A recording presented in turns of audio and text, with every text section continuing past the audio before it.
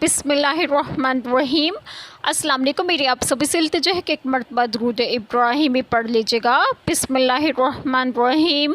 अल्लाहुम्मा सल्लि अला मुहम्मदिन व अला आलि मुहम्मदिन कमा सल्लैता अला इब्राहीम व अला आलि इब्राहीम इन्नका हमीदुम मजीद।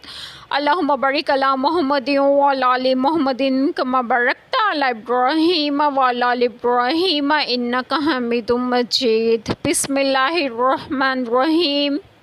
फिर फेरे जाते हैं अपने सच्चे मौला अल्लाह की तरफ, सुनता है उसी का हुक्म है और वो सबसे जल्द हिसाब करने वाला है। तुम फरमाओ वो कौन है जो तुम्हें निजात देता है जंगल और दरिया की आफतों से, जिसे पुकारते हो गिड़गिड़ा कर और आहिस्ता, कि अगर वो हमें इससे बचा दे तो हम ज़रूर एहसान मानेंगे।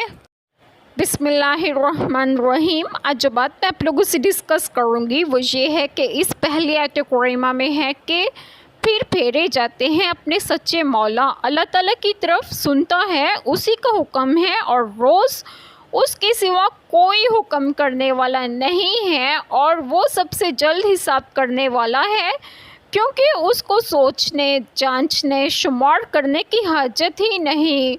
जिसमें देर हो, इस आयत कुरैमा में वाज़िह तौर पर बयान है कि अल्लाह ताला जो सच्चा मालिक है, जिसने अपने हुक्म से उन्हें दुनिया में भेजा था, उसकी तरफ सब लौटाए जाएंगे। जो निहायत मेहरबान है, वो सबसे जल्द ही हिसाब करने वाला है।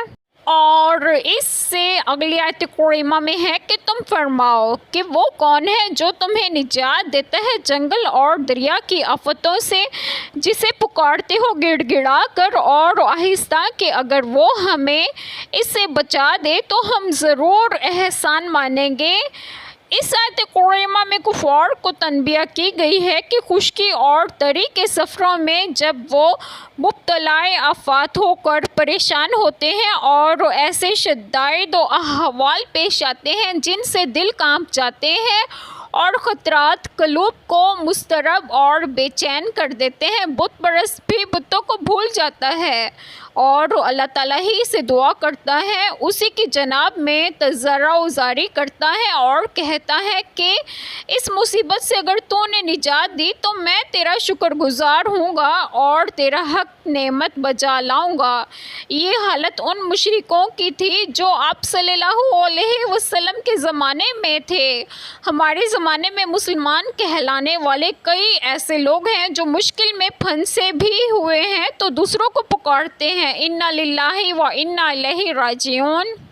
एक छोटी सी दुआ जो मैं ज़रूर करूँगी कि अल्लाह ताला हम सब के तमाम गुनाहों को माफ़ फरमाएँ और हमें सिरात मुस्तकीम की राह पर गामज़न करें, और आप सब की तमाम जायज़ दुआएं कबूल फरमाएँ, और जो लोग बे औलाद हैं उन्हें एक और सौलिहीन औलाद अता फरमाएँ, और जो लोग बीमार हैं उन्हें भी सेहत और तंदुरुस्तगी अता फरमाएँ, और आप सबको आपके घरों में खुशी खुर्रम रखें और सेहत और तंदुरुस्तगी भी दें। आमीन। जज़ाकल्लाह खैर।